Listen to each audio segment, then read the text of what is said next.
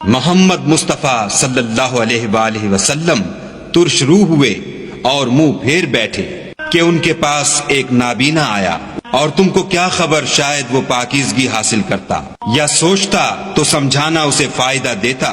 جو پرواہ نہیں کرتا اس کی طرف تو تم توجہ کرتے ہو، حالانکہ اگر وہ نہ سنورے تو تم پر کچھ الزام نہیں، اور جو تمہارے پاس دوڑتا ہوا آیا اور خدا سے ڈرتا ہے اس سے تم بے رخی کرتے ہو۔ دیکھو یہ قرآن نصیحت ہے، بس جو چاہے اسے یاد رکھے۔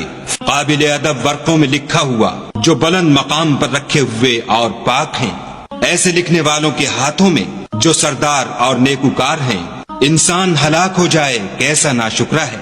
اسے خدا نے کس چیز سے بنایا؟ نطفے سے بنایا، پھر اس کا اندازہ مقرر کیا، پھر اس کے لیے رستہ آسان کر دیا، پھر اس کو موت دی، پھر قبر میں دفن کرایا، پھر جب چاہے گا اسے اٹھا کھڑا کرے گا۔ کچھ شک نہیں کہ خدا نے اسے جو حکم دیا اس نے اس پر عمل نہ کیا۔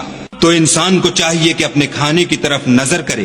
بے شک ہم ہی نے پانی برسایا، پھر ہم ہی نے زمین کو چیرا پھاڑا، پھر ہم ہی نے اس میں اناج اگایا، اور انگور اور ترکاری اور زیتون اور کھجوریں اور گھنے گھنے باغ اور میوے اور چارہ، یہ سب کچھ تمہارے اور تمہارے چارپایوں کے لیے بنایا۔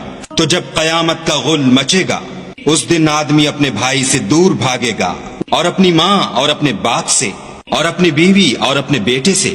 ہر شخص اس روز ایک فکر میں ہوگا جو اسے مصروفیت کے لیے بس کرے گا۔